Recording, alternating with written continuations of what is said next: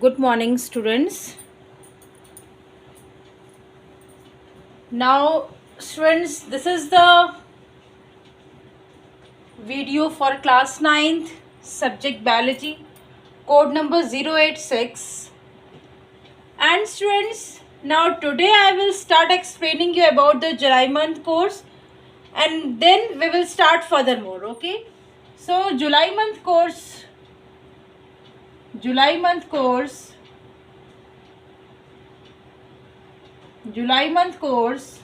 of bio, that is chapter 6 tissue plus chapter 7 diversity in living organisms, diversity in living organisms.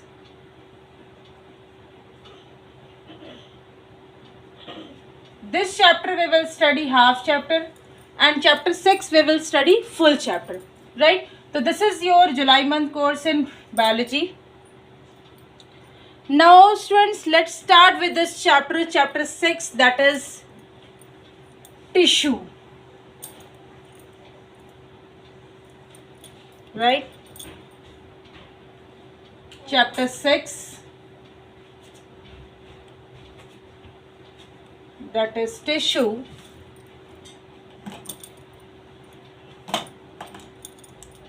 Now students, from the term, first we will understand that what is a tissue. Okay, what is a tissue? So students, a group of cells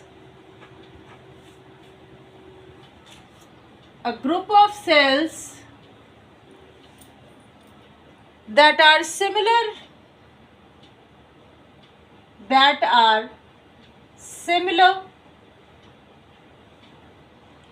in structure,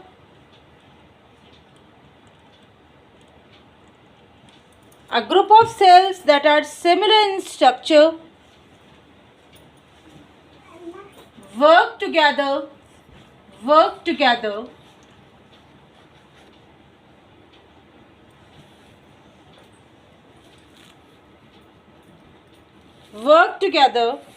to achieve a particular function.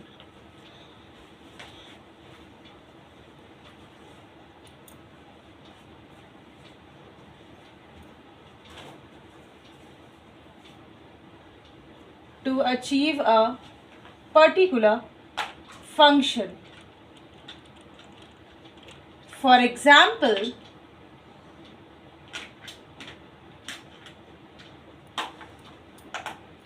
example, I am telling you about the nerve cell.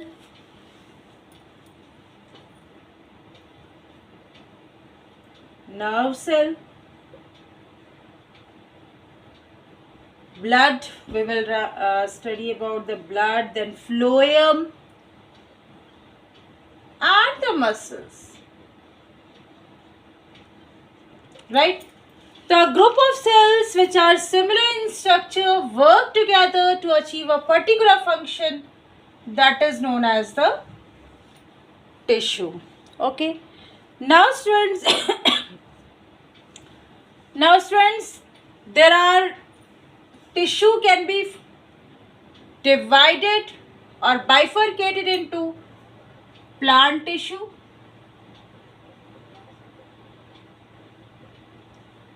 and animal tissue, right? Plant and animal tissue both are different from each other, right? Both are different from each other means there are differences between plants and animal tissue.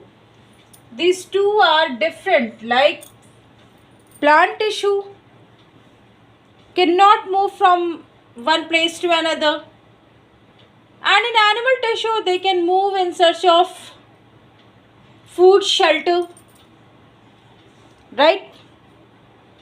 There is a differences between the plant tissue and animal tissue. Organ system is present in the plant animal tissue, and organ system is absent in plant tissue. Okay. So by the division of the plant tissue, now I am going to tell you about the outline classification of plant tissue.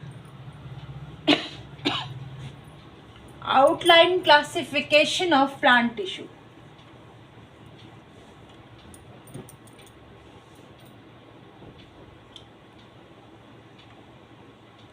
Classification of plant tissue.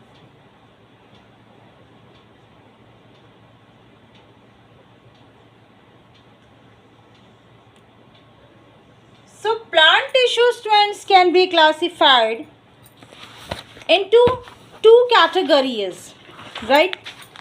Can be classified into two categories. Number one is the meristematic tissue.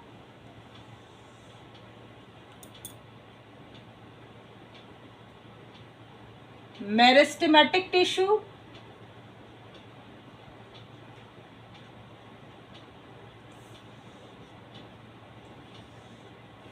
And number two is permanent tissue. Permanent tissue. So meristematic tissues are the dividing cells, are capable of cell division and have totipotency. On the basis of the position, it can be classified into three types: apical, lateral, and intercalary.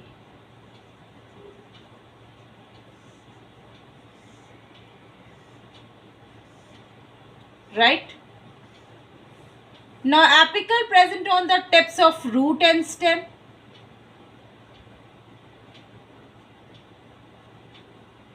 Lateral present below bark, cambium, and intercalary present internodes of stem. Internodes of stem. Permanent tissue, as you know, that they are localized at permanent position. Mature cells incapable of cell division. It can be classified into the two types, that is the simple and complex permanent tissue.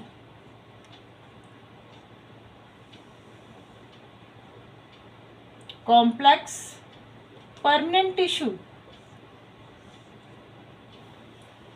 and simple permanent tissue, right? SPT, that is simple permanent tissue. Simple permanent tissue are protective and supporting, and they can be classified into the three categories, that is parenchyma,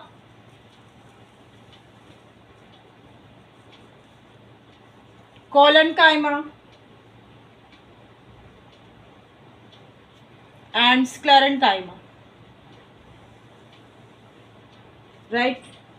And in complex permanent tissue, these tissues that is more than one type of cells in complex permanent tissue, and these are the conducting tissues.